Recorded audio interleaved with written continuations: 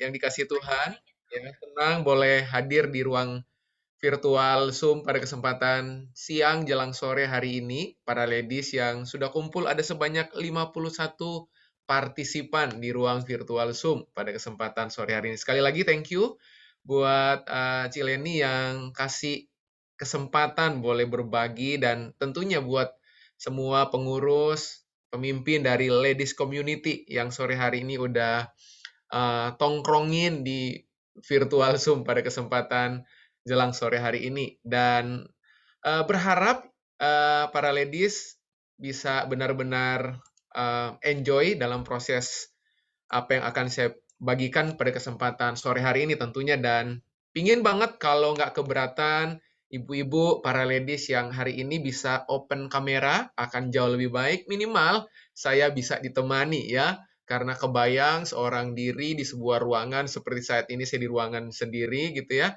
Dan hanya melihat layar laptop di depan saya dan alangkah baiknya minimal dapat senyuman manis dari para ladies ya dan minimal ada interaksi minimal lewat kamera yang terbuka. Thank you banget buat para ladies yang udah buka kamera dan open kamera dan buat yang memang belum bisa nggak apa-apa ya nggak apa-apa bisa mungkin dalam beberapa menit ke depan bisa membuka kamera. Aduh, ada Yun juga. Halo, apa kabar Yun? Ya, oke, baik, baik ya. Baik, mari para ladies kita akan sama-sama melihat satu bagian topik penting pada kesempatan uh, sore hari ini. Ada begitu banyak orang setiap kali datang sama saya, mereka kemudian banyak menceritakan problem persoalan di area hubungan orang tua ke anak ke orang tua, suami ke istri ke suami, atau dalam relasi hubungan secara luas, misalnya antara karyawan dengan bos, ya, bos dengan karyawan, ataupun antar relasi, ya, dalam partnership gitu ya. Seringkali ada begitu banyak persoalan yang seringkali suka kita tanyakan dan terbanyak akar persoalan itu justru karena ketidakmampuan kita bukan ketidakmampuan kita berkomunikasi bukan. Tetapi seringkali yang jadi persoalan adalah ketidakmampuan kita memahami kebutuhan emosi dari lawan bicara kita. Nah, Yesus itu secara jelas dan gamblang menunjukkan secara terang-terangan. Dia menyentuh ke semua orang, dia menyentuh 12 muridnya dengan 5 bahasa kasih yang berbeda. Makanya mari kita belajar hari ini. Ternyata kalau kemudian kita mampu mengeksplorasi, kita mampu menunjukkan, kita mampu mempraktekkan bahasa kasih, ya ada 5 bahasa kasih ini. Ternyata beberapa jalur-jalur kebuntuan komunikasi justru terurai. Bahkan seringkali terurainya itu bukan karena orang itu menemukan solusi dari apa yang menjadi problemnya, tetapi karena persoalannya gini, orang itu didengar, orang itu diperhatikan, orang itu dihargai. Nah, makanya sebabnya sore hari ini para ladies kita akan sama-sama belajar ya firman Tuhan dan saya berharap di menit-menit ke depan kita akan banyak tanya jawab ya.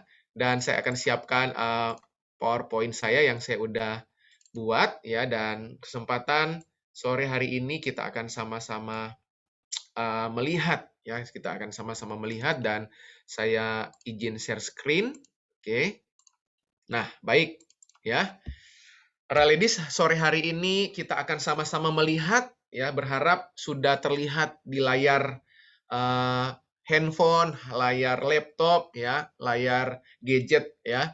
Ibu-ibu para ladies sore hari ini. Nah, 5 bahasa kasih ya yang akan kita sama-sama pelajari hari ini dan tagline-nya kalau judulnya itu The Five Love Language ya, tapi sore hari ini secara khusus saya ingin membahas tentang bagaimana sih kita merawat hubungan dengan bahasa kasih. Ingat baik-baik ya, ternyata bahasa itu bukan semata-mata sekedar alat komunikasi saja, tetapi bahasa juga alat mengasihi. Makanya kalau ibu-ibu nggak memahami bahasa seseorang, bahasa kasih seseorang, ingat baik-baik, beda bahasa, beda rasa.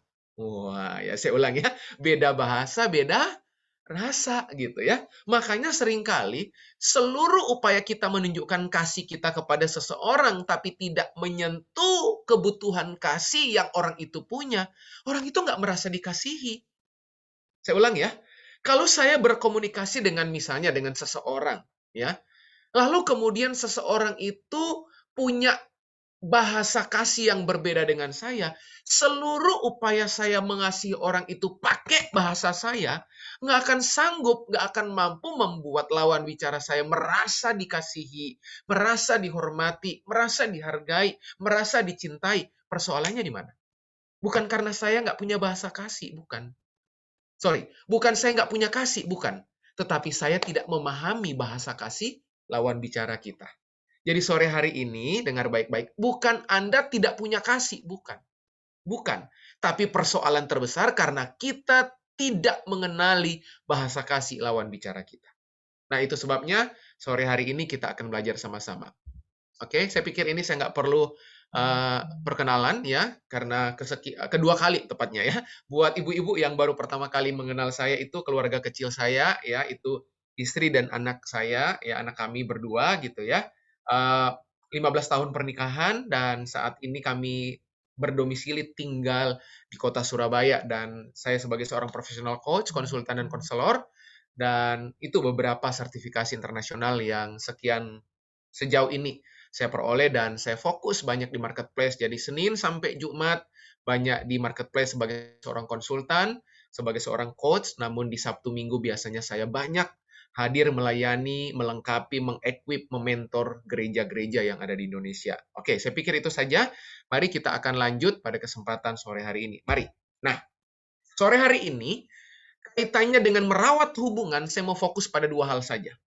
Pertama, mengenal bahasa kasih.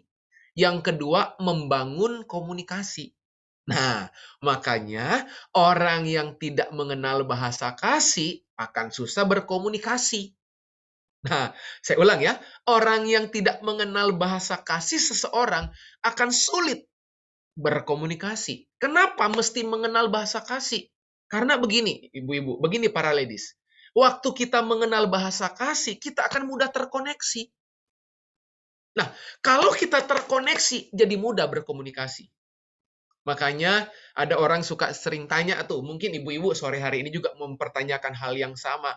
Pak Jeffrey, Ko Jeffrey, gimana sih caranya saya berkomunikasi yang baik dengan anak saya? Gimana caranya supaya komunikasi ke anak saya itu didengar? Bagaimana caranya supaya saya berkomunikasi dengan bawahan saya, atasan saya didengar? Nah, dengar baik-baik para ibu-ibu, para ladies. Yang menjadi persoalan tidak semata-mata komunikasimu. Tidak. Komunikasi akan lancar kalau relasinya lancar. Makanya jauh sebelum Anda benahi komunikasi Anda mesti benahi dulu relasi Anda. Karena komunikasi hanya bagian kecil dari relasi. Makanya lihat, orang tua yang relasinya baik dengan anak, komunikasinya pasti baik dengan anak. Makanya sore hari ini, begitu Anda merasa kemampuan atau cara Anda berkomunikasi nggak didengar oleh suami Anda, istri Anda, karyawan Anda, atasan Anda, anak Anda, keluarga Anda, ingat baik-baik, besar kemungkinan problemnya bukan di komunikasinya dulu. Problemnya di relasi. Makanya mengenal bahasa kasih itu berelasi. Nah, kalau Anda berelasi dengan baik, Anda akan terkoneksi dengan baik. Kalau udah terkoneksi, komunikasinya jadi bagus. Oke, ada 3 pilarnya. Saya ulang. Oke ya.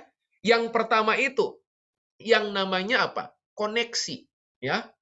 Oke? Kalau Anda udah terkoneksi, ya, nanti relasi Anda bagus. Nah, kalau relasi Anda bagus, nanti Anda mampu berkomunikasi dengan baik. Oke? Nah, itu sebabnya mari kita akan belajar sore hari ini. Kita mulai. Ada apa dengan kasih? Wah, ya. Kayak dulu, ada apa dengan cinta? Ya, ya nggak ada apa-apa gitu ya. A2DC gitu ya. Ada apa dengan kasih? Ya. Nah, kenapa kasih jadi isu penting di Alkitab? Bahkan ibu-ibu tahu nggak? Cara mengukur kesehatan kerohanian seseorang, Anda itu rohaninya sehat apa enggak? Bukan rajin ibadahnya, bukan. Karena banyak orang rajin ibadah kondisinya pahit. Halo? Makanya Yesus secara terang-terangan menulis banyak kitab. Di Alkitab itu banyak kali khotbah tentang kasih itu menjadi khotbah yang sering kali diucapkan, diungkapkan oleh Yesus Kristus. Bahkan secara gamblang, Yesus mengukur kesehatan rohani Anda terlihat dari bagaimana Anda mengasihi orang lain. Bahkan bukan cuma orang lain. Bagaimana kita mengasihi musuh kita. Jadi, sulit saya mempercayai ada yang bilang begini, kerohanian saya sehat, tapi benci orang lain. Saya nggak percaya. Ya, sangat sulit saya itu mempercayai kalau ibu-ibu bilang ini, saya rajin ibadah, makanya roh saya bugar. Tapi ibu-ibu, para ladies, pahit sama suami, pahit sama anak, pahit sama orang lain, simpan kepahitan. Saya nggak percaya, maafkan. Ya, karena Tuhan nggak bisa diyakinkan pakai bahasa bibir. Tuhan hanya bisa diyakinkan pakai bahasa hati. Nah, makanya ada apa dengan kasih? Nih, jelas ya. Matius 22 ayat 37-40, kasih kepada Tuhan dan sesama merupakan hukum yang terutama. Itu jelas, kasihilah Tuhan Allahmu dengan segenap hatimu dan dengan segenap kekuatanmu. Dan hukum yang kedua yang sama persis seperti hukum pertama, kasihilah sesamamu manusia. Jadi jelas. Kasih itu jadi unsur. Kasih itu jadi hukum yang terutama. Berarti kalau kasih kepada Tuhan dan sesama itu hukum yang terutama, berarti melanggar hukum utama, itu berarti dosa yang paling fatal dalam hidup. Karena melanggar hukum yang terutama. Berarti nggak mengasihi Tuhan dan mengasihi sesama, itu fatal akibatnya. Sampai sini berharap. Ibu-ibu para ladies memahami. Ada apa dengan kasih? Yang kedua, masih ingat 1 Korintus 13 ayat 1-3? Firman Tuhan menulis apa? Intinya begini, segala sesuatu yang dilakukan menjadi sia-sia jika tidak didasarkan atas kasih. Jadi segala sesuatu sia-sia. Kalau apapun yang kita lakukan tidak atas dasar kasih gitu. Sia-sia, ibu-ibu. Sia-sia para ladies, ya. Coba melayani tanpa kasih. Nah, itu gombal. Ya, melayani atau berdoa tanpa kasih. Kasih itu faktor utama yang mendorong kehidupan kita itu melangkah maju, punya bahan bakar. Bahkan ibu-ibu pernah ingat nggak, pernah sadar nggak, pernah tahu nggak? Di tengah-tengah upaya kita mencari Tuhan, usaha kita mencari Tuhan, pada akhirnya bukan kita yang menemukan Tuhan. Tuhan yang putuskan temukan kita. Amin, ibu-ibu. Dalam seluruh upaya kita sungguh-sungguh cari Tuhan lahir baru, pada akhirnya Tuhan yang putuskan temui kita. Tuhan yang putuskan dapatkan kita. Tuhan yang putuskan cari kita. Bukan kita yang cari Tuhan. Itu bukti apa? Bagaimana Tuhan begitu mengasihi kita. Apalagi nih, bahkan dunia psikologi menemukan bahwa ada 3 kebutuhan dasar manusia. Yaitu kebutuhan dimiliki, kebutuhan diakui, dan kebutuhan dihargai. Saya ulang, kebutuhan dimiliki, kebutuhan diakui, dan dihargai. Oke? Kebutuhan dimiliki, diakui, dan dihargai. Coba. Itu terkait dengan kebutuhan semuanya. Kebutuhan yang di dalam sini. Makanya coba lihat, orang sekaya apapun, kalau dia nggak pernah merasa dimiliki, ujungnya bunuh diri. Orang sehebat apapun, kalau nggak merasa diakui dan dihargai, ujungnya apa? Bunuh diri.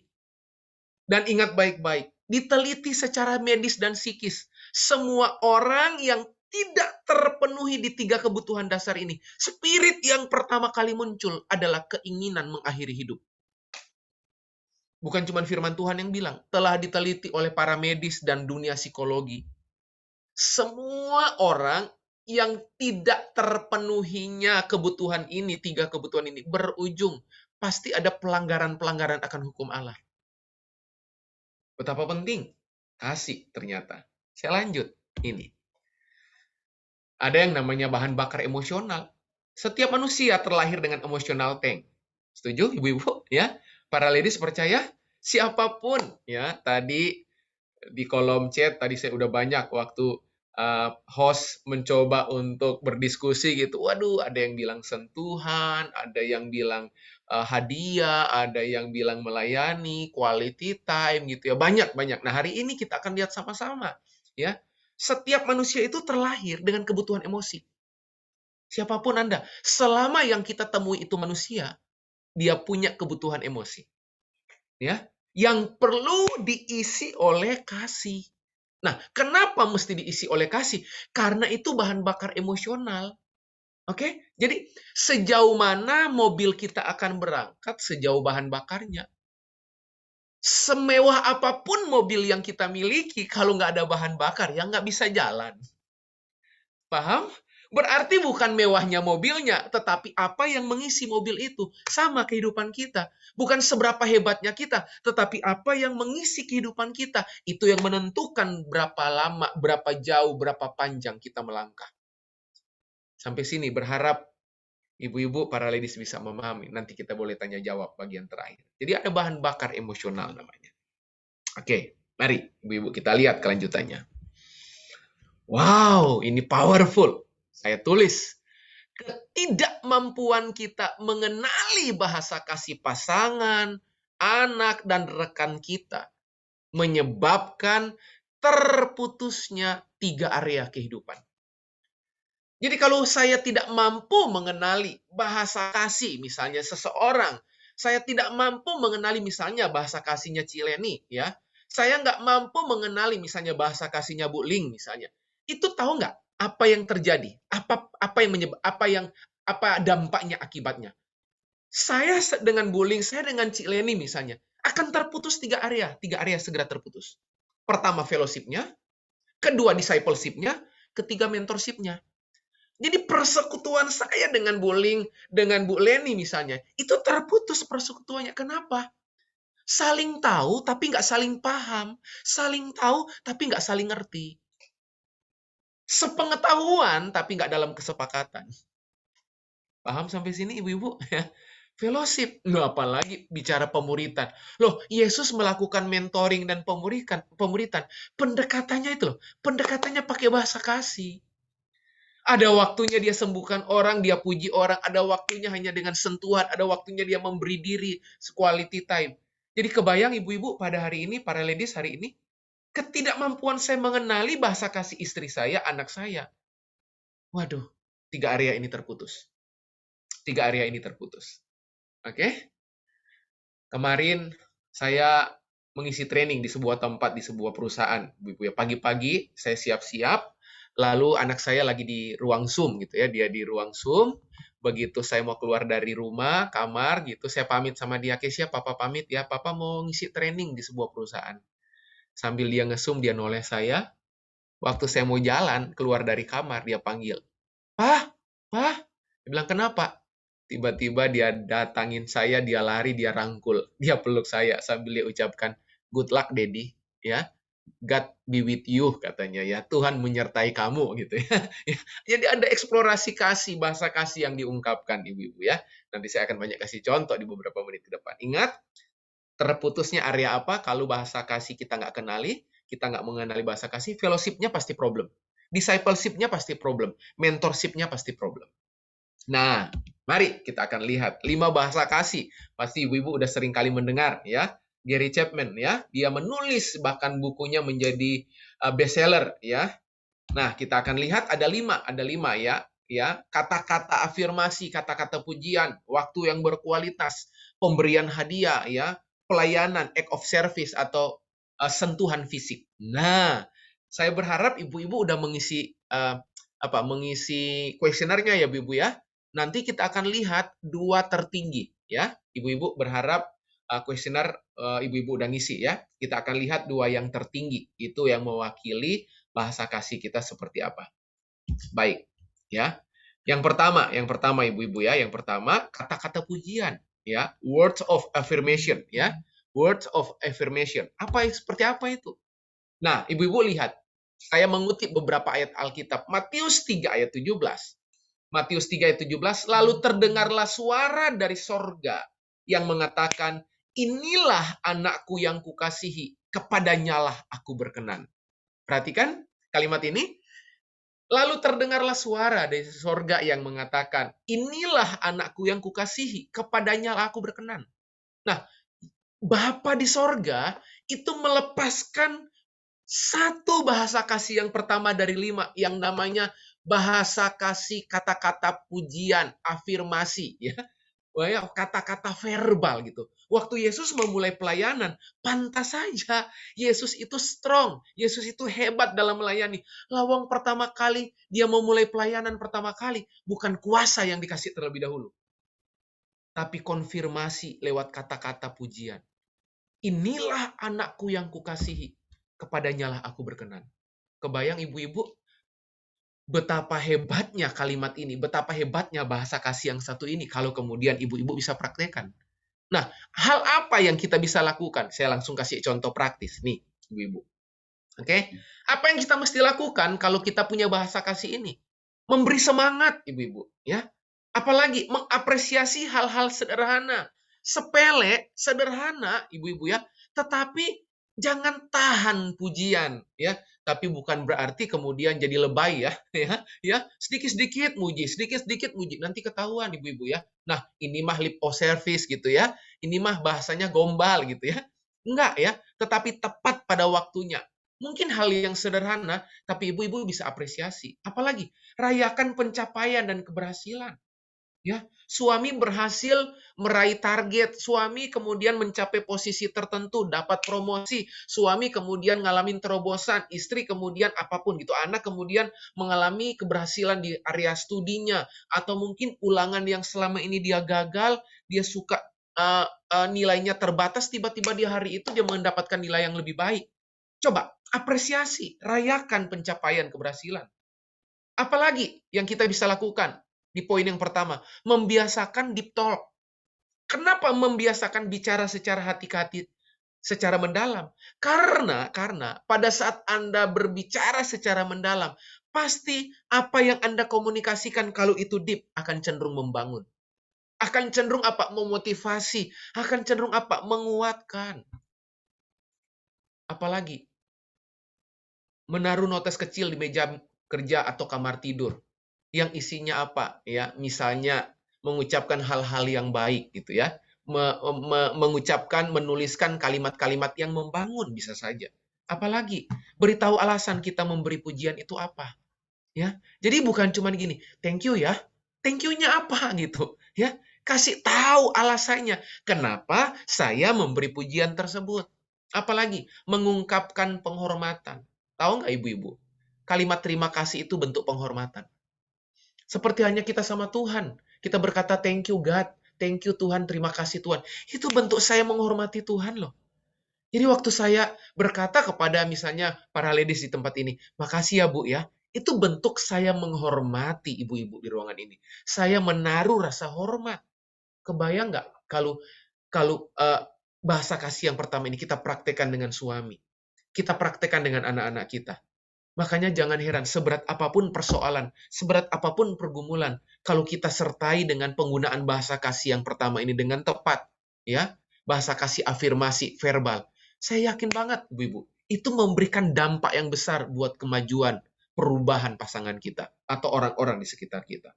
Itu yang pertama. Apa yang kedua, Ibu-ibu? Apa yang kedua? Quality time. Oke? Yang kedua, Ibu-ibu, waktu berkualitas, bahasa kasih quality time.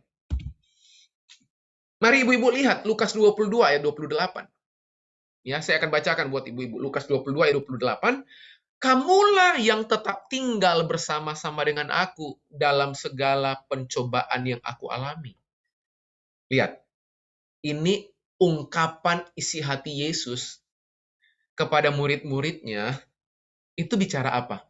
Yesus lagi punya kebutuhan, ingin dipenuhi secara kebutuhan apa? Quality time. Yesus itu Tuhan, tapi sekaligus dia manusia.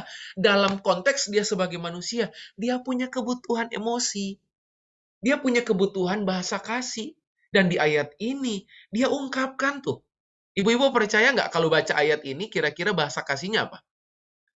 Quality time kan? Kamulah yang tetap tinggal bersama-sama dengan aku dalam segala pencobaan yang aku alami. Kadang-kadang kita dengan suami, dengan anak gitu. Ya, anak saya kalau lagi ujian gitu, Dia nggak minta saya bantu, ya, misalnya lagi belajar gitu. Cukup duduk dekat sama dia. Cukup misalnya dia lagi di meja belajar, saya lagi di ruangan kamarnya dia, dia lagi belajar, saya duduk di ranjangnya dia sambil baca, sambil belajar juga gitu. Bagi dia itu udah, aduh, thank you ya papa ya. Sampai satu ketika dia pernah bilang, thank you papa, papa biasanya suka nemani Kesia kalau lagi belajar. Itu quality time. Nah, contohnya apa ibu-ibu? Nih. Nah, ini mendengar dengan penuh perhatian. Jadi, orang yang punya kebutuhan akan bahasa kasih quality time, ya, kalau Anda punya rekan kerja, ya, punya suami, ibu-ibu punya suami, para ladies punya pasangan gitu, yang kebutuhan bahasa kasihnya quality time, coba kalau mendengar itu jangan pegang gadget. Oke? Coba kalau mendengar itu pay attention. Ya, coba kalau mendengar itu kayak kita lagi nonton drakor gitu ya. Ya, fokus gitu ya. Ya, ibu-ibu kalau kita pada nonton drakor itu waduh ya, orang telepon nggak diangkat gitu ya. Kenapa? Lagi serius, lagi fokus. Mendengar dengan penuh perhatian. Apalagi menghabiskan waktu bersama. Apalagi lakukan deep talk kayak tadi. Kalau yang pertama secara waktu, kalau yang kedua, kalau yang pertama secara perkataan, deep talk-nya kata-kata. Kalau ini pada saat kita deep talk, itu kan berarti kita spend waktu. Kan nggak mungkin saya bisa ngobrol panjang lebar secara mendalam kalau saya nggak pernah siapkan waktu. Simpan gadget saat lagi bersama. Mencari tempat-tempat baru, itu bisa banget. Liburan bersama, staycation misalnya. Bertanya karena peduli. Bertanya bukan karena kepo. Ya, ya, ikut campur ya. Nggak dikasih tahu marah gitu ya. Ya, jadi itu berbeda ya. Bertanya karena peduli. Kita menaruh perhatian kita sama apa? Rekan kerja kita, rekan sepelayanan kita. Nah, saya mengusulkan coba. Ibu-ibu coba praktekkan. Do ini ya. Ya, yang bagian poin yang kedua.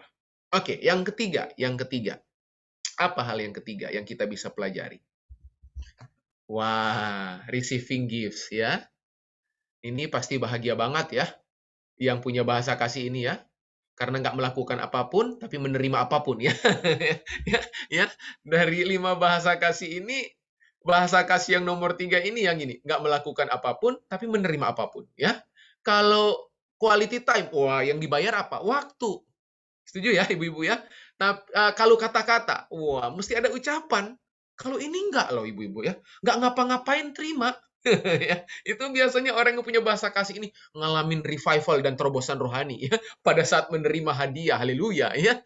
Ya, receiving gift dan biasanya orang yang punya bahasa kasih tertentu akan memberikan sesuatu berdasarkan bahasa kasihnya. Misalnya, ibu-ibu, bahasa kasih saya waktu bersama. Seringkali, kalau bahasa kasih saya waktu bersama, seringkali itu juga yang saya lakukan ke orang lain. Nah, makanya kita mesti tahu kebutuhan bahasa kasih orang itu apa. Karena tidak selalu sama dengan kita. Makanya sekalipun saya berkata gini, saya mengasihi istri saya. Misalnya, istri saya quality time. Sementara saya bahasa kasih misalnya apa? Act of service. Jadi seluruh pelayanan saya kepada istri saya tidak akan membuat istri saya merasa dikasihi. Kenapa?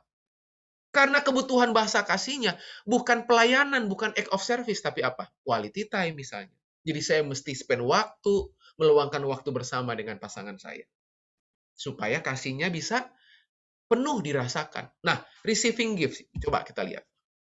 Matius 7 ayat yang ke-11. Jadi, jika kamu yang jahat tahu memberi pemberian yang baik kepada anak-anakmu, apalagi Bapamu yang di sorga, ia akan memberikan yang baik kepada mereka yang meminta kepadanya. Saya ulang. Jadi, jika kamu yang jahat tahu memberi pemberian yang baik kepada anak-anakmu, apalagi Bapamu yang di sorga, ia akan memberikan yang baik kepada mereka yang meminta kepadanya. Ayat ini ayat apa ibu-ibu? Receiving gift. Ya. Nah, contohnya apa? Yuk kita praktekkan ini. Memberi hadiah di tanggal yang spesial. Ya, anniversary, ya. Apalagi ulang tahun anak, ulang tahun suami, ulang tahun orang terdekat. Ya, kalau dia punya bahasa kasih ini, jangan pelit ibu-ibu. Ya, itu nggak harus mahal loh. Nggak harus mahal, ya. Sederhana tapi menyentuh. Sederhana tetapi benar-benar memberi momentum mengingatkan, memberi sentuhan secara spesial di dalam hati batin seseorang. Mengingat hal yang disukai. Coba ibu-ibu ya. Belajar para ladies memberikan kejutan kecil, ya. Nggak perlu kejutan besar, ya.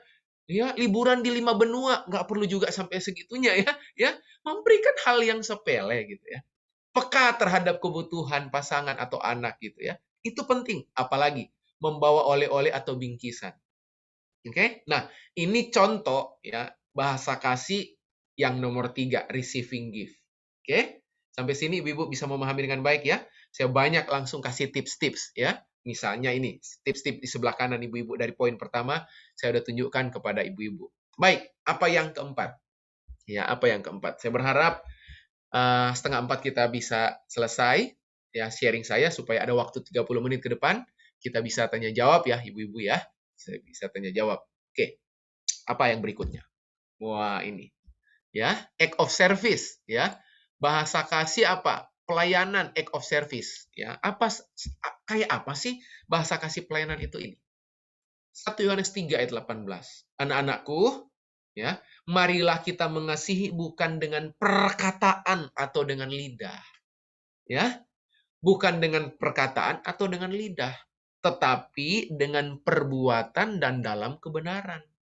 Makanya kasih yang Yesus maksudkan, kasih itu kata love ya, di kamus kata love itu bukan kata sifat tapi kata kerja. Saya ulang ya. Love itu bukan kata sifat, kata kerja. Nah, karena dia kata kerja berarti butuh tindakan. Paham ibu-ibu ya? Jadi belajar tentang kasih, makanya Yesus bilang, bukti dia mengasihi bukan dengan perkataan, tapi dia korbankan dirinya. Dia bertindak gitu. Sama di ayat ini. Jadi bukan dengan perkataan atau dengan lidah, tetapi dengan perbuatan dan dalam kebenaran. Jadi mengasihi itu dengan tindakan, tapi tindakan dalam kebenaran. Itu. Jadi bukan cuma sekedar asal bertindak, bukan. Tetapi tindakan dalam kebenaran. Pak Jeffrey, Ko Jeffrey, tindakan dalam kebenaran itu kayak apa? Tindakan dalam kebenaran itu artinya bertindak dengan motivasi yang benar. Motifnya. Jadi bukan karena gini, saya melakukan karena ada udang di balik batu. Bukan. Pantas saja kita selalu gagal, kita selalu kecewa. Karena kasih kita bersyarat. Karena kasih kita minta timbal balik. No. Kasih itu melepaskan. Makanya berbuat dalam kebenaran. Bukan dengan perkataan atau dengan lidah, tetapi dengan perbuatan dalam kebenaran. Jadi motifnya, ibu-ibu. Oke? Saya beri contoh. Tips yang kita bisa lakukan. Menyatakan dukungan. Oke? Kita menyatakan dukungan. Saya dukung kamu. Ya, bukan cuma dengan perkataan, tapi waktu saya bilang ini, Bu Ling, saya mendukung Ibu, langsung juga saya terlibat menolong gitu. Saya terlibat melayani gitu. Apalagi? Pastikan bisa diandalkan. Suami gampang andalkan kita. Anak gampang andalkan kita. Pokoknya aman kalau di tangan mama. Suami aman di tangan istrinya. Suami aman. Keadaan rumah beres di tangan istrinya. Hubungan-hubungan beres di tangan istrinya. Aman, bisa diandalkan. Kerjaan di rumah aman gitu. Melakukan aksi nyata. Bukan cuma sekedar dukungan. Dukungan itu sampai di titik aksi nyata. Bahkan bertindak atau membantu sebelum diminta. Nah, orang-orang yang punya bahasa kasih ini selalu berorientasi pada tindakan. Oke? Kalau quality time berarti berorientasi pada waktu yang diberikan, waktu yang sediakan. Kalau kata-kata pujian berarti berorientasi pada kalimat yang diucapkan, kata-kata yang diucapkan. Kalau hadiah, ya udah tadi, berarti orientasinya pada pemberian. Paham sampai sini? Ibu-ibu ya, para ladies ya. Baik, apa yang berikutnya? Wah, ini physical touch ya. Kita sentuhan fisik ya. Nah, Markus 10 ayat 13. Lalu orang membawa anak-anak kecil kepada Yesus supaya ia menjamah mereka. Oke? Bahasa yang lain bilang supaya ia dekat, memeluk, menjangkau mereka. Akan tetapi murid-muridnya memarahi orang-orang itu. Ya. Nah, kita fokus apa? Yang Yesus lakukan itu apa? Sentuhan. Ya, sentuhan fisik.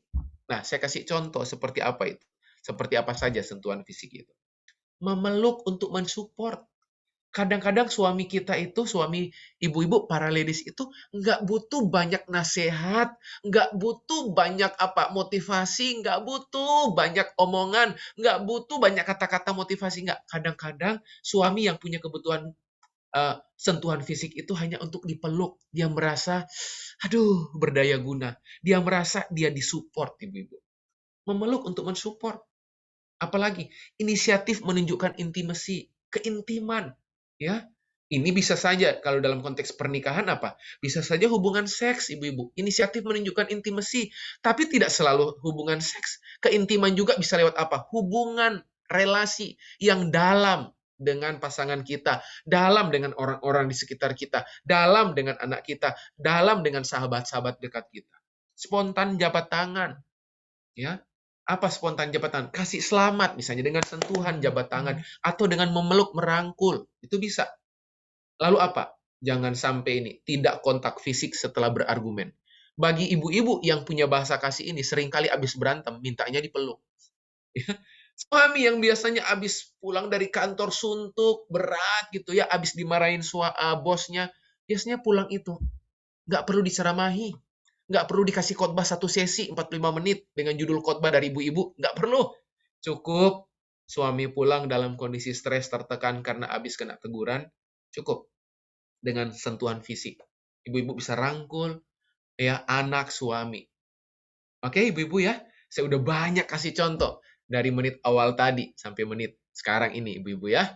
Baik, ibu-ibu ya.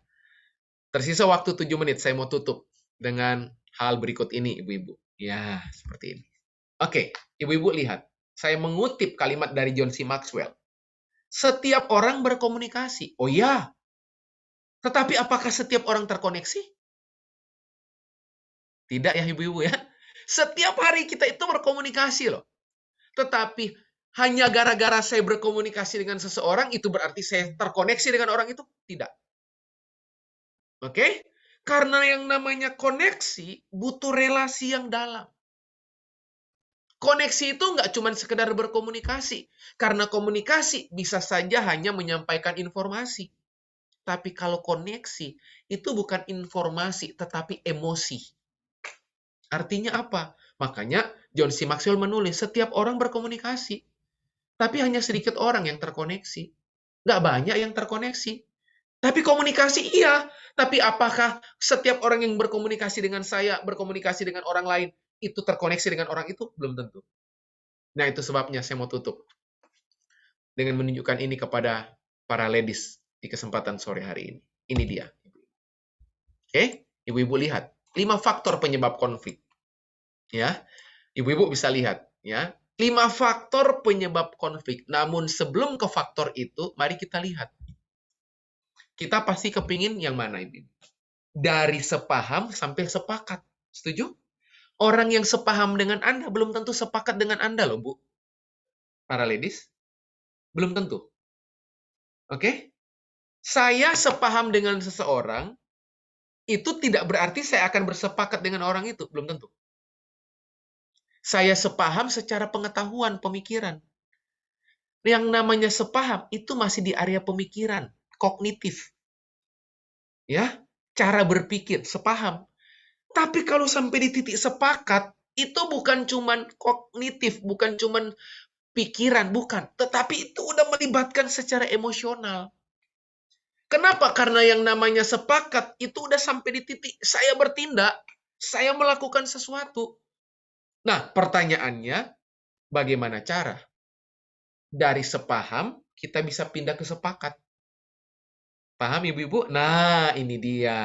Ingat ya, jadi sasaran kita di bagian sini, ibu-ibu. Sasaran kita itu di bagian sini. Sepakat ini.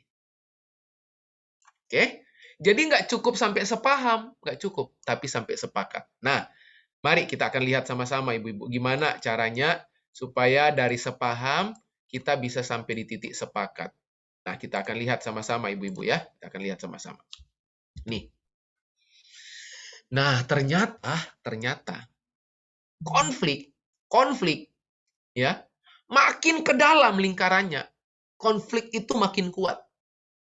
Oke, makin ke dalam makin kuat. Nah, biasanya Konflik yang ringan itu karena salah paham. Yang ini. Karena dia makin di titik lingkaran terluar. Salah paham. Nah, kalau salah paham biasanya ya udah. Memang orang itu salah nangkap kok. Nah, itu tingkat konfliknya nggak seberapa. Karena di lingkaran terluar, ya ada 5 lingkaran. Lingkaran orange ini ya, lingkaran terluar. Oke? Nah, mulai masuk ke dalam, udah mulai konflik lebih hebat nih, lebih deep, lebih berat konfliknya. Kalau masih salah paham di orange ini ya, ibu-ibu ya, masih nggak seberapa. Masuk pada lingkaran lebih dalam, nilai dan kepercayaan. Wah, ya, ini ada beberapa orang konfliknya hanya karena persoalan apa? Beda nilai, beda kepercayaan, beda keyakinan. Nah, mulai dalam tuh. Ya, konflik-konfliknya mulai deep, mulai dalam. Kenapa? Udah menyentuh area isi hati. Nah, ada yang makin dalam lagi. Namanya konflik minat dan cita-cita, tujuan hidup. Ya, ada yang kayak gitu. Ya, ya mulai konfliknya mulai kuat tuh. Ya, apa yang menjadi minat si anak berbeda dengan minat orang tuanya. Apa yang menjadi kerinduan istri berbeda dengan kerinduan suami. Apa yang jadi cita-cita istri berbeda dengan cita-cita suami. Mulai kental tuh konfliknya, mulai dalam. Masuk lagi pada lingkaran lebih dalam. Nah, ini makin deep pertempurannya. Interpersonal. Wah, ini konfliknya ini ya benar-benar bukan cuma dengan diri sendiri, tetapi dengan orang-orang yang ada di sekitar yang setiap hari kita temuin. Ya, kita kerja di sebuah tempat misalnya, ya, tiap hari ketemu, tiap hari akan bahkan tiap minggu ketemu dengan rekan sepelayanan di gereja. Konflik interpersonal makin deep itu konfliknya. Nah, yang paling dalam, lingkaran terdalam dari konflik yang makin dalam adalah perasaan dan emosi. Pernah ibu-ibu, para ladies, konflik perasaan dan emosi? Nggak dimengerti? Pernah ngerasa? Nggak dipahami? Ya, merasa nggak dicintai, merasa nggak dihargai gitu ya. Wah, ini jadi konflik yang lumayan berat. Jadi konflik yang terdalam itu justru adalah konflik perasaan dan emosi. Nah, makanya lingkaran ini saya tunjukkan kepada ibu-ibu, para ladies, untuk kita belajar melihat. Yuk, kalau udah sampai di titik terdalam ini ya, perasaan dan emosi, susah untuk bersepakat, susah. Ya, karena makin ke dalam konfliknya makin berat, makin ke dalam makin sulit, makin ke dalam makin deep ya konfliknya. Saya berharap sampai bagian ini ibu-ibu bisa memahaminya. Oke, ada 5 area konflik, ya, 5 topik konflik dan yang terakhir. Oke, yang terakhir. Saya mengutip kalimat dari Gary Chapman, ya. Penulis buku Bahasa Kasih, 5 Bahasa Kasih. Bagus banget dia menulis, ya. Gary Chapman menulis bahwa kasih tidak menghilangkan, kasih tidak menghapus masa lalumu. Oke? Tetapi kasih membuat masa depan kita berbeda. Amin, ibu-ibu ya. Kasih itu nggak menghapus masa lalu, enggak. Kasih itu tidak melupakan masa lalu. Kasih itu tidak menghilangkan masa lalu. Tetapi kasih membuat masa depan kita berbeda. Makanya Alkitab bilang, mengampuni itu bukan melupakan. Oke? Mengampuni itu bukan melupakan, bukan. Sampai kapanpun saya akan selalu ingat. Tapi mengampuni itu memutuskan, ya, bukan perasaan, tetapi keputusan pada tindakan. Makanya kasih nggak bisa menghapus masa lalu saya. Kasih tidak bisa menghilangkan masa lalu saya. Tetapi kasih akan membuat masa depan saya berbeda. Saya berharap ibu-ibu, firman Tuhan hari ini, ya, topik kita sore hari ini bisa menolong ibu-ibu ya. Di waktu yang singkat ini saya telah berupaya membuat semaksimal mungkin ada pemahamannya, ada definisinya, ada deskripsinya, dan ada tindak lanjutnya, ada tipsnya, ada hal-hal yang praktikal yang ibu-ibu bisa praktekkan pada saat ibu-ibu mempraktekkan 5 bahasa kasih. Catatan penting saya ibu-ibu, yang pertama nggak ada di slide ya. Saya tutup dulu ini ibu-ibu, saya udah selesai.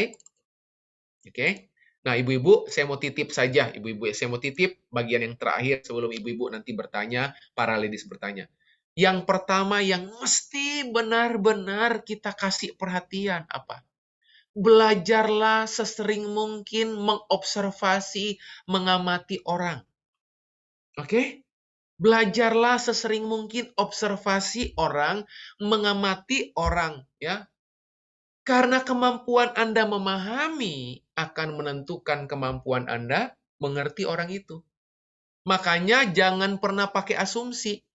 Ingat, orang yang biasa berasumsi akan gagal mendengar. Saya ulang. Orang yang suka pakai asumsi pasti gagal mendengar, pasti. Kenapa? Karena dia udah bawa, ketemu orang itu udah bawa asumsinya. Pingin ngobrol dengan seseorang, bawa asumsi. Makanya apapun yang orang itu bicarakan, apapun yang orang itu sampaikan, apapun yang orang itu bicarakan, kita nggak akan pernah kasih perhatian. Kita akan selalu gagal mendengar. Kenapa? Karena kita udah punya asumsi. Makanya, ibu-ibu, para ladies, saya titip pesan. Waktu kita menjalin relasi dengan suami, anak, tanggalkan asumsi dulu. Oke? Tanggalkan asumsi. Kasih atensi, perhatian untuk mendengar. Mungkin beberapa ibu-ibu bertanya, para ladies bertanya, Pak Jeffrey, Ko Jeffrey, kenapa ya saya berasumsi? Biasanya, asumsi hadir, asumsi lahir karena ketiadaan komunikasi. Oke? Kapan asumsi membesar? Kapan asumsi memimpin kita? Kapan asumsi menguasai hidup kita? Biasanya karena problem di area komunikasi. Semua orang yang tidak berkomunikasi pasti membangun asumsi. Oke? Saya berharap kesempatan sore hari ini apa yang saya bagikan bisa menolong para ladies dan mengarahkan kehidupan kita pada keserupaan dengan Kristus. Terima kasih. God bless you all. Tuhan Yesus memberkati ibu-ibu para ladies sekalian. Saya kembalikan kepada host. Thank you. Tuhan Yesus memberkati.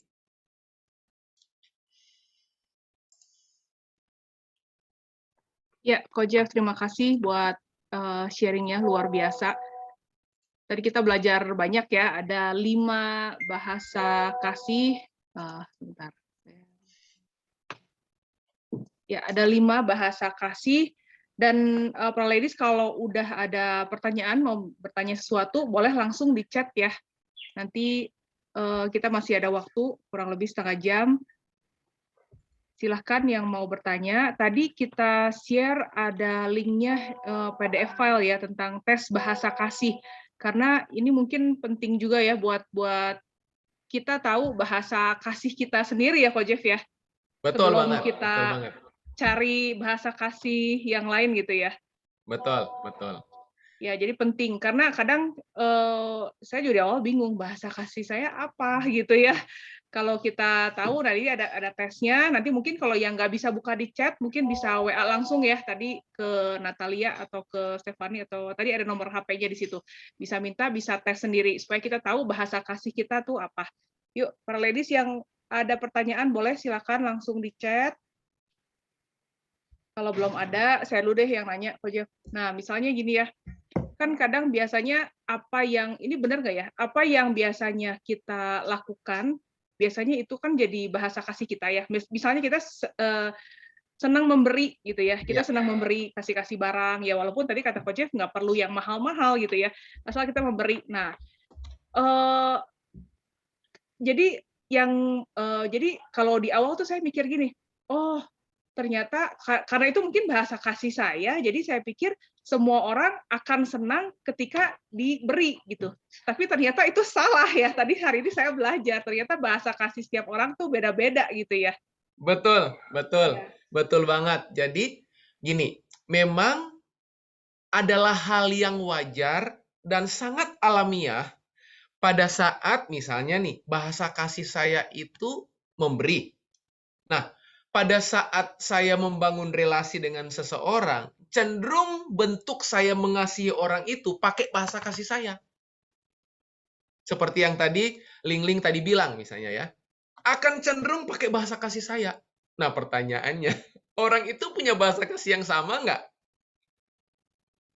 Nah, memang makanya tadi saya bilang akan sangat wajar hal itu terjadi. Tapi benar, sore hari ini kita belajar bahwa tidak selalu bahkan banyak kali orang yang jadi lawan bicara kita itu punya bahasa kasih yang berbeda dengan kita. Nah, makanya kalau kita menunjukkan kasih kita kepada orang itu pakai bahasa kasih kita, orang itu nggak ngerti. Kayak misalnya gini, saya bisa bahasa Inggris. Ling misalnya bisa bahasa Jerman.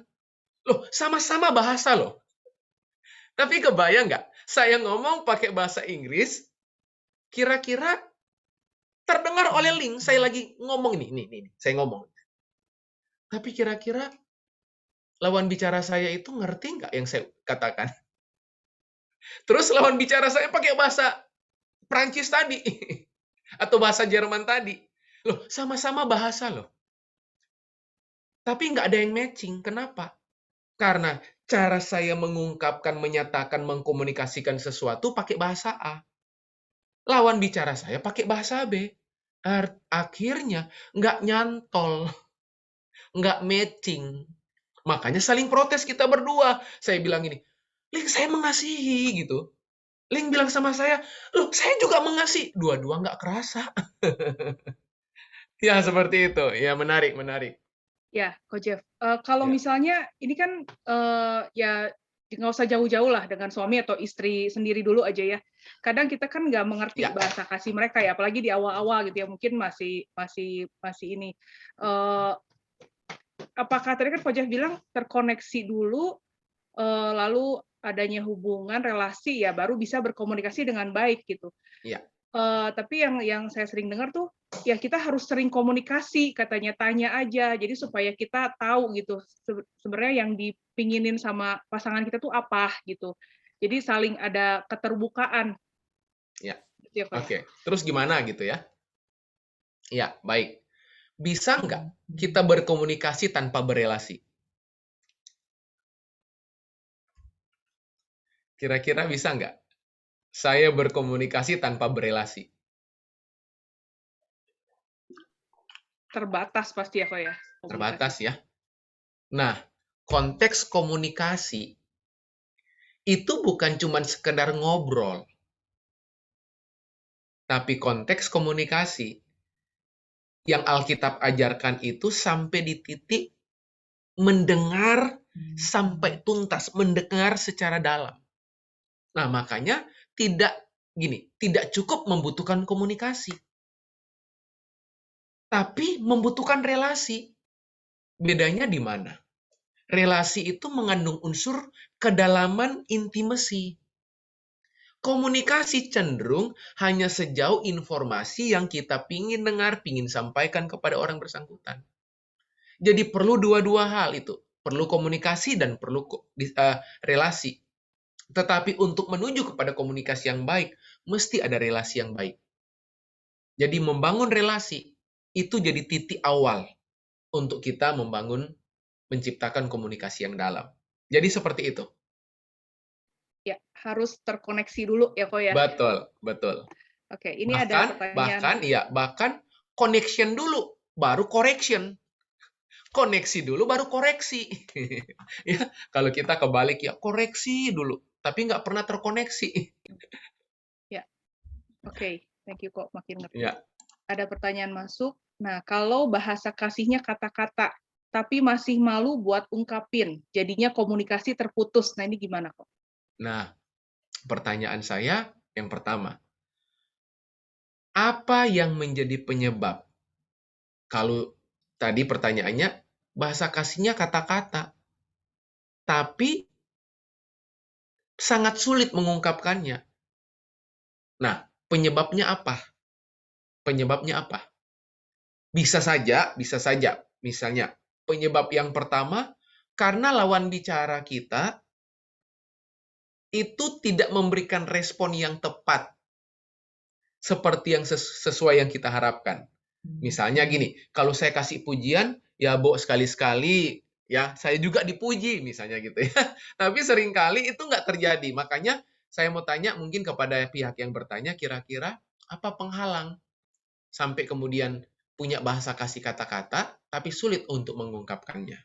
Yang kedua, untuk menjawab yang kedua, pertanyaan pertama. Poin yang kedua saya, kalau poin pertama sudah terjawab, yang kedua, sejauh ini, saat kapan si penanya yang bersangkutan tadi mudah untuk kemudian menggunakan bahasa kasih kata-kata? Saat kapan? Bagian ini saya mudah kok Jeff untuk ngungkapin. Tapi bagian ini, kondisi ini sulit. Nah, itu temukan. pada saat kapan bahasa kasih kata-kata itu gampang kita rilis, dan pada saat kapan itu kita sulit merilisnya. Kadang-kadang ada problem emosi di dalam diri kita sendiri. Kalau hati lagi baik, kalimat jadi baik gitu. Makanya firman Tuhan bilang, orang yang hatinya pahit, lidahnya berbahaya. Saya ulang ya, orang yang hatinya pahit, lidahnya berbahaya. Berbahaya sekali. Ya, makanya firman Tuhan bilang, jaga hati dengan segala kewaspadaan, sebab dari hatimu terpancar kehidupan. Jadi, kemenangan hidupmu itu dimulai dari kemenangan hatimu. Kemenangan hatimu menuntun pada kemenangan hidupmu. Jadi lihat, orang-orang yang hidupnya menang, itu dimulai dari kemenangan hatinya. Gitu. Hati yang besar, hati yang menerima, hati yang mengampuni, hati yang merilis, hati yang memberi. Makanya kehidupannya itu benar-benar, apa ya, kehidupan yang maksimal gitu.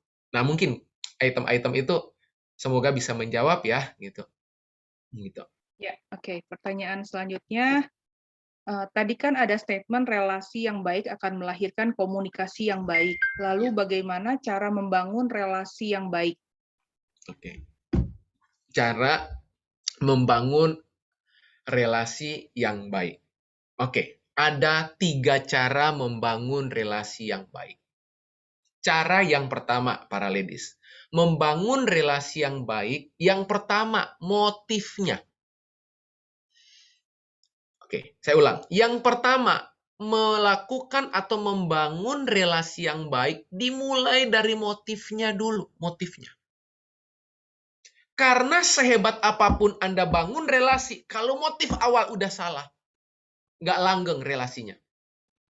Jadi seberapa lama relasi yang Anda bangun, seberapa jauh seumur apapun, seberapa umur relasi Anda, sejauh umur motivasi Anda. Yang pertama motivasi. Yang kedua, bagaimana membangun relasi yang baik? Yang kedua, fokus pada orang lain.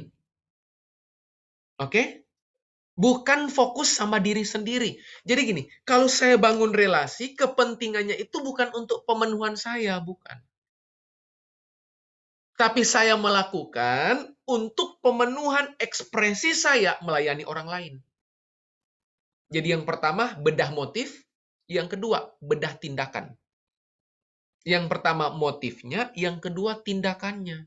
Artinya apa? Saya melakukan relasi. Saya misalnya membangun, nah di sini ada Gina ternyata ikut ya. Saya kasih contoh Gina mumpung saya kenal gitu ya. Misalnya nih, saya bangun relasi dengan Gina gitu. Selain motif saya harus benar. Oke, motif saya harus benar. Yang kedua, tujuan saya membangun relasi untuk menguntungkan orang lain, bukan untuk diri saya sendiri. Oke ya, itu yang kedua pada tindakannya. Yang ketiga, bagaimana membangun relasi. Yang pertama motifnya, yang kedua tindakannya. Yang terakhir prosesnya. Yang pertama motif, oke, yang kedua action, oke, yang ketiga proses. Nah, kenapa proses mesti dilibatkan dalam membangun relasi? Karena yang namanya membangun relasi nggak ada yang singkat. Namanya membangun relasi nggak ada yang satu malam. Artinya, kita harus pahami yang namanya relasi itu, hubungan itu bertingkat. Setuju? Coba, hari ini saya bangun hubungan dengan misalnya Ling. Apakah Ling langsung percaya saya? Enggak. Dan nggak usah marah, nggak usah tersinggung. Karena yang namanya hubungan itu bertahap, bertingkat. Hari ini masih di level 1 kepedasannya. Wah, ya kayak makan Indomie goreng aja ya gitu ya. Level 2, level 3, level 4. Makin deep karena proses. Nah, itu 3 cara terbaik bangun relasi. Oke, semoga menolong, semoga menolong. Ya, Coach Jeff, bagaimana kalau untuk kita ibu-ibu yang masih punya anak yang masih kecil-kecil? Kalau suami kan gampang tinggal kasih kuesioner nih isi gitu ya. Ya, Jadi mungkin langsung ketahuan. Kalau anak-anak yang masih kecil gimana? oke. Gimana membangun atau mungkin menemukan bahasa kasih gitu ya atau mengembangkan bahasa kasih gitu ya. Menemukan bahasa kasih anak-anak kita gitu maksudnya? Ya, supaya kita ngerti bahasa kasih anak itu sebenarnya apa sih gitu, lebih Oke. kan supaya lebih mudah gitu. Oke. Ada 2 cara. Cara pertama dari pihak ibunya, cara kedua dari pihak anaknya. Oke? Dari pihak ibunya, coba bayangkan gini, apa yang sebagian besar Anda lakukan itu, kita lakukan itu, yang mengucapkan, yang mengungkapkan cinta kita kepada anak. Coba dibayangkan, saya ulang ya. Tindakan-tindakan apa yang kita lakukan secara berulang, saya ulang ya.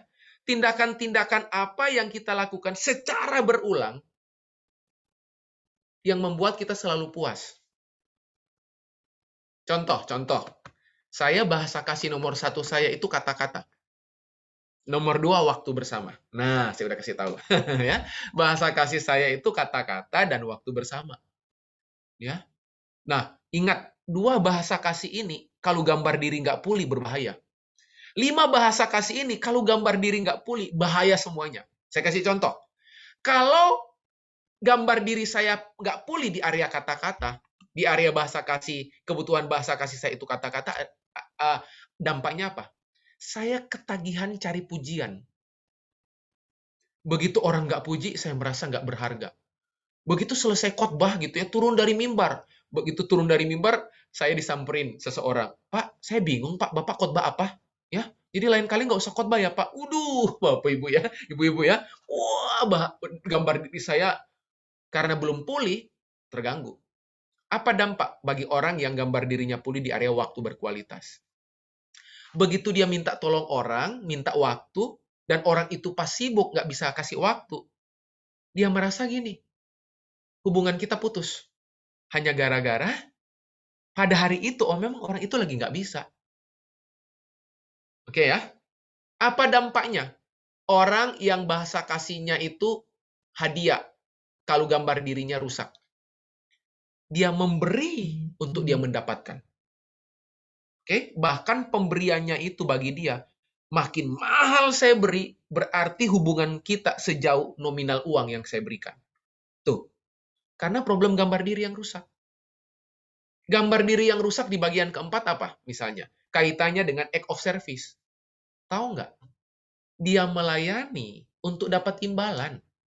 Bahkan maaf ibu-ibu. Ya, di sebuah camp wanita bijak di sebuah kota. Wah, ya, saya juga sering melayani camp-camp wanita bijak di banyak kota ya. Waduh ya, biasanya satu sesi kan suami yang menyuarakan atau kalau di single pria-pria yang menyuarakan. Wah ya, itu kalau pria yang isi sesi di camp wanita bijak single, aduh tatapannya penuh penghakiman.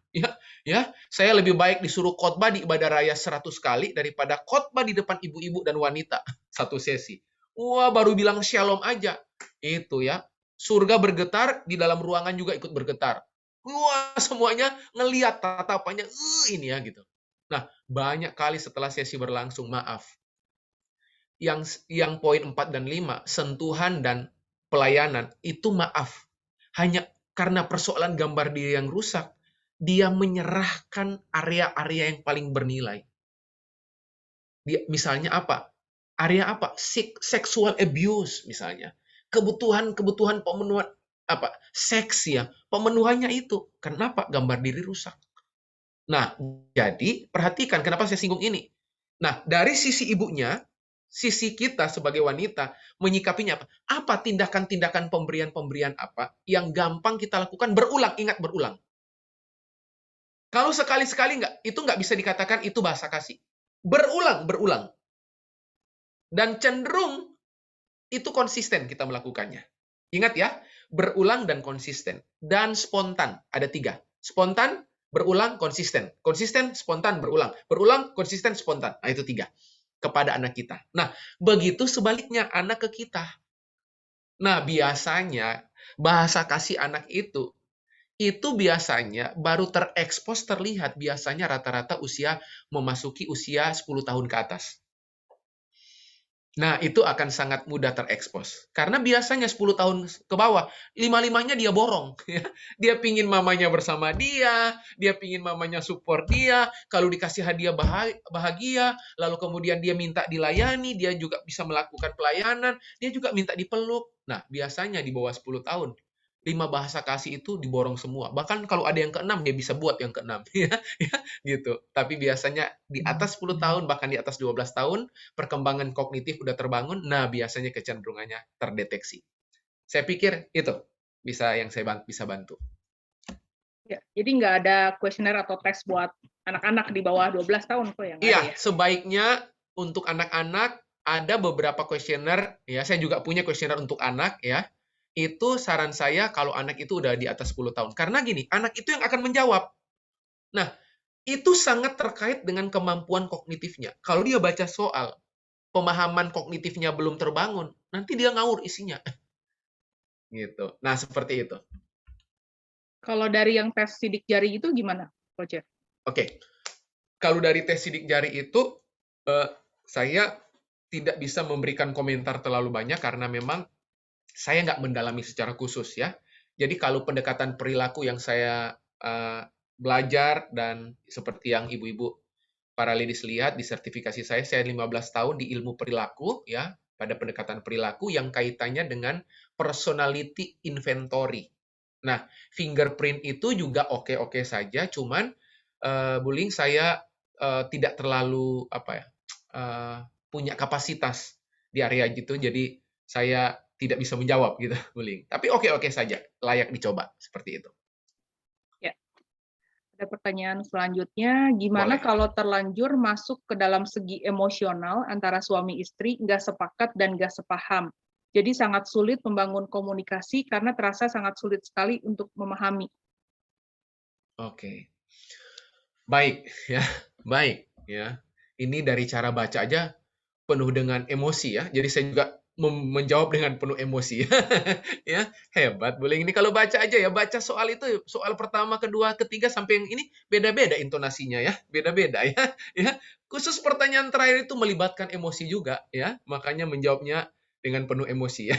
Baik, saya akan menjawab juga dengan penuh emosi. Oke, ada beberapa cara buat yang bertanya. Terima kasih buat pertanyaan yang sangat bagus banget, bahkan sangat terbuka untuk mengungkapkannya di pertemuan kita di sore hari ini. Ada beberapa hal penyumbat area-area emosi, area-area komunikasi. Yang pertama, bereskan luka.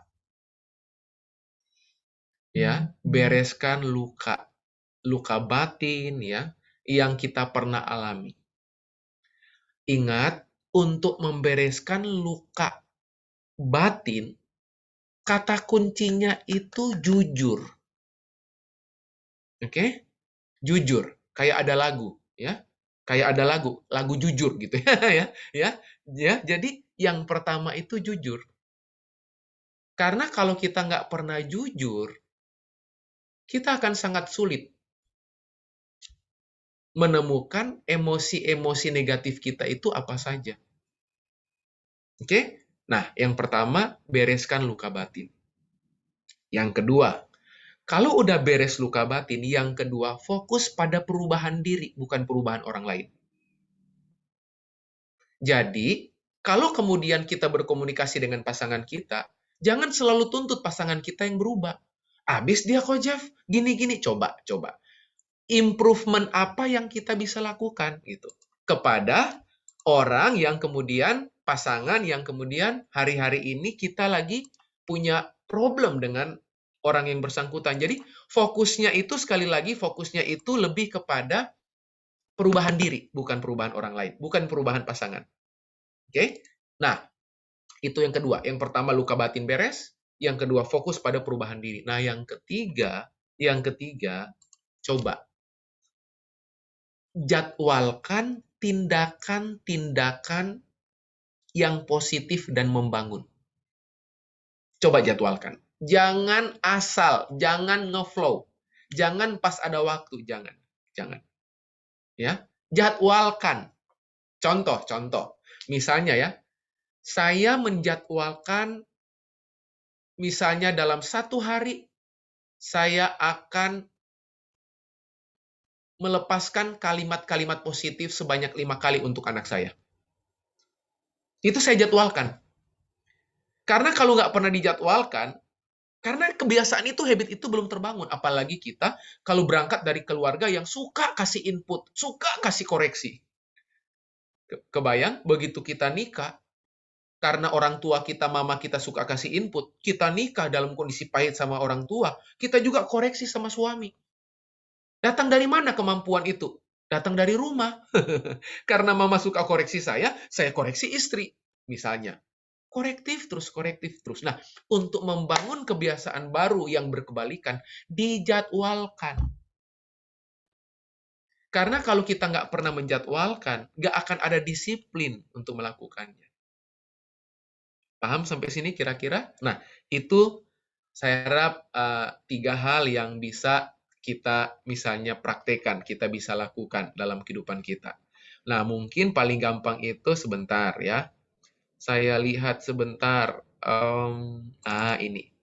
Saya mau tunjukkan satu hal ini. Boleh izin sebentar? Boleh saya share screen ya? Ya, silakan Ya. Koja. Ini saya barusan melayani di sebuah komunitas.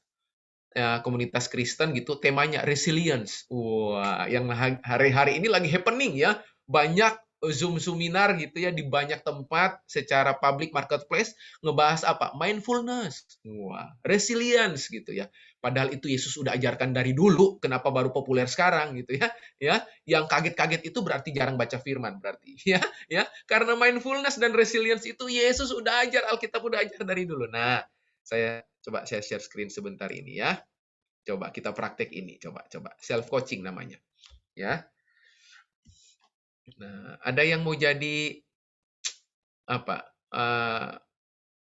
Satu orang yang jadi volunteer gitu untuk menjawab pertanyaan, tinggal jawab doang, Ada yang mau? Atau link aja? Kebetulan jadi host. Ya, boleh kok. Oke. Baik ya. Kita praktek ya, Daftar pertanyaan dan penjelasan singkat. Wah, ini kapan-kapan mungkin saya sharing tentang ilmu coaching ya, how to coach yourself ya. Ya. Nih. Oke. Yang pertama namanya contexting. Coba. Sebelum saya masuk kepada pertanyaan, ya, nomor 1 ini ya, ini. Pertanyaan ini adalah tentang penjelasan akan situasi dan kondisi yang menjadi konteks Anda saat menggunakan tools ini. Nah, coba. Saya mau tanya. Saya coach, si Link ini coach ya. Oke ya. Oke, Link, kira-kira hari ini situasi apa yang saat ini tengah Anda hadapi? Sangat sibuk. Oke, good. Sangat sibuk ya, sangat sibuk ya, sangat sibuk. Nah, nanti kalau personal coaching itu digali. Oke, sangat sibuk apa yang dimaksudkan misalnya? Tapi nggak usah ya, karena waktu ya. Sangat sibuk. Oke, pertanyaan kedua. Kita hanya fokus jawab pertanyaan doang. Yang kedua. Pertanyaan ini adalah tentang menyadari dan mengakui emosi-emosi yang tengah Anda rasakan. Dan kemudian memberikan nama pada setiap emosi tersebut. Nah, tadi kan nomor 1 jawabannya sangat sibuk. Nah, emosi-emosi apa saja yang tengah Link rasakan saat ini? Emotikonnya. Lagi pas sangat sibuk itu, emosi apa yang muncul?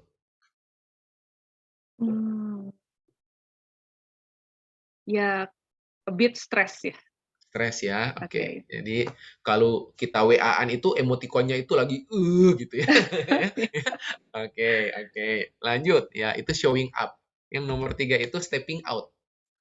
Pertanyaan ini adalah tentang mengambil jarak seolah melihat diri Anda dari luar dengan tujuan mendapatkan sudut pandang yang lebih jelas atas makna di balik emosi yang Anda rasakan. Thank you, Ling. Baik. Apa yang hendak disampaikan oleh emosi-emosi tersebut kepada Ling? Apa kira-kira yang hendak disampaikan? Yang pertama sangat sibuk. Yang kedua tadi apa? Emosi yang kedua tadi itu apa? Pertanyaan kedua?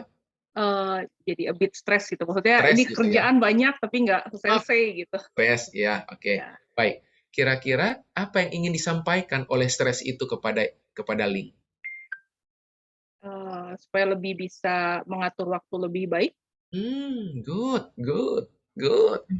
Bagus banget. Yang keempat. Pertanyaan ini adalah tentang menyadari apa hal terpenting dan berharga dalam konteks situasi saat ini, sehingga Anda dapat menemukan arah dalam memilih apa yang sebenarnya ingin Anda raih. Pertanyaan saya, walking your why ini, apa sebenarnya yang paling penting dan berharga bagi Anda dalam situasi ini? Eh, Prioritas, cari prioritas yang ini ya. Prioritas. Udah dapat aha moment ini kelihatannya. Prioritas ya. Oh, oke oke oke. Jadi mulai paham ya kenapa stres ya. Yang terakhir, yang terakhir. Pertanyaan ini moving on. Pertanyaan ini adalah tentang perubahan sederhana akan apa yang ingin dan akan Anda lakukan sebagai perwujudan atas pilihan Anda. Kalau begitu, Ling. Perubahan sederhana apa yang akan Ling buat, lakukan untuk dapat bergerak maju?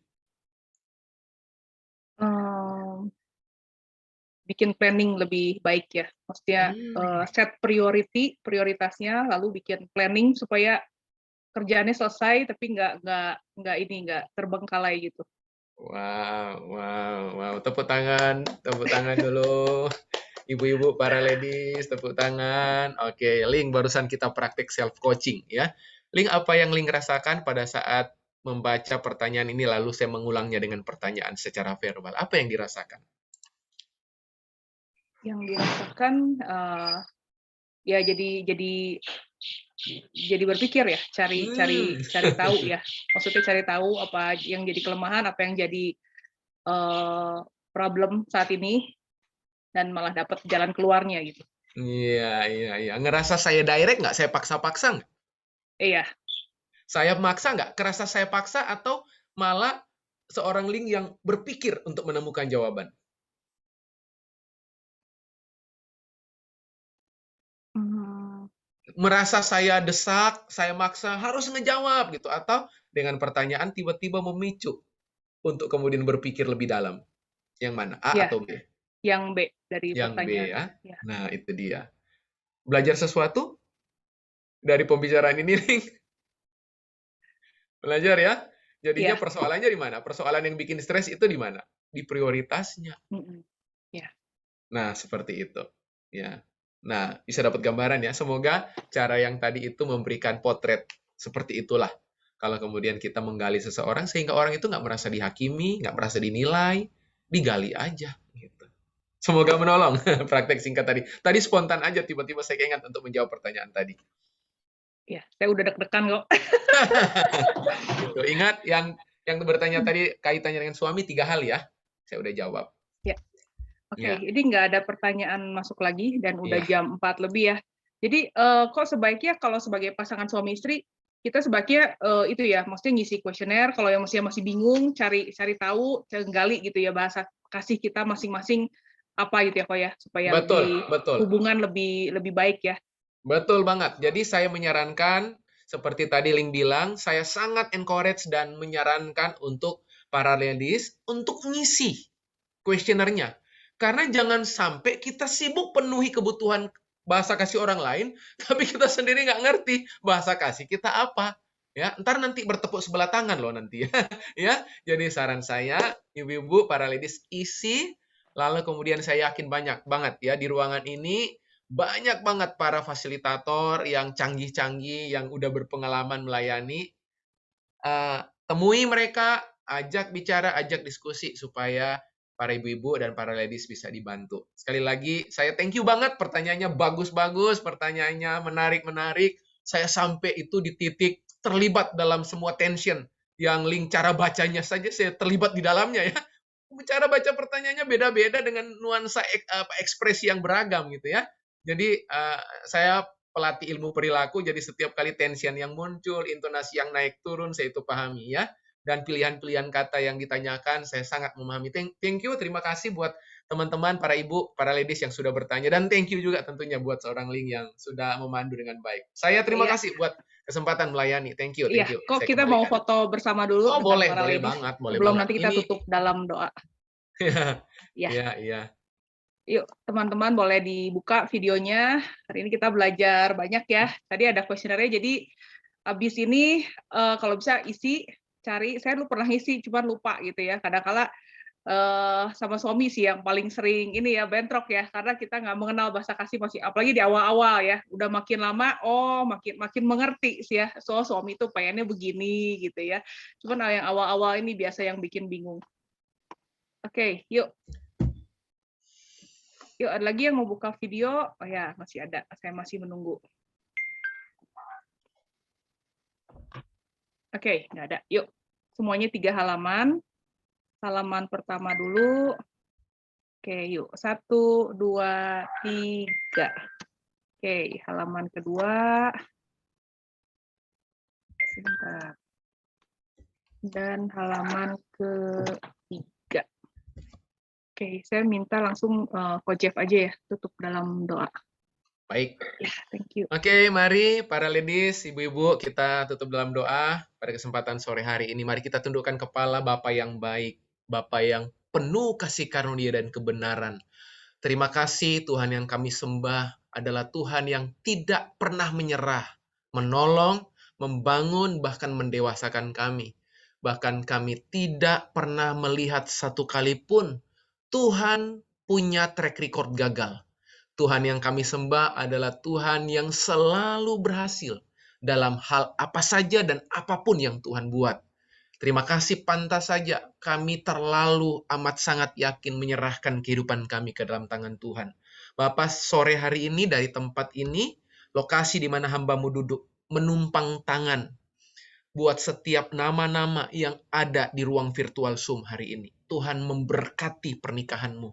Tuhan memberkati keluargamu. Tuhan memberkati hubungan-hubungan. Kau sebagai seorang ibu, kau sebagai seorang single, sebagai seorang ladies. Aku percaya hamba-Mu berdoa Bapa sore hari ini dalam nama Yesus. Kau memberikan kecakapan tangan. Kau memberikan ketulusan hati buat setiap kami. Sehingga kehadiran para ibu-ibu di tempat ini, Tuhan, para ladies di tempat ini, sungguh-sungguh menjadi kehadiran yang dinantikan oleh suami, dinantikan oleh anak-anak, dinantikan oleh gereja, dinantikan oleh komunitas orang percaya, bahkan dinantikan oleh kota dan bangsa kami, Tuhan. Kehadiran kami sungguh-sungguh menjadi helper, penolong bagi banyak orang. Terima kasih, biar berkat dari Allah Bapa, cinta kasih yang tidak pernah berkesudahan dari Tuhan Yesus Kristus, persekutuan yang manis dengan Roh Kudus, memberkati engkau, bahkan memberkati komunitas ladies community ini, menjadi berkat buat banyak orang. Setiap wanita dibangun, dimaksimalkan secara fungsi dan peran, dan menjadi teladan dimanapun kau pergi dan berada. Mulai sore hari ini, sampai selama-lamanya sudah datang kali kedua, yang menerima yang berkat terbaik bersama-sama berkata, Amin. Amin. Amin. Tuhan Yesus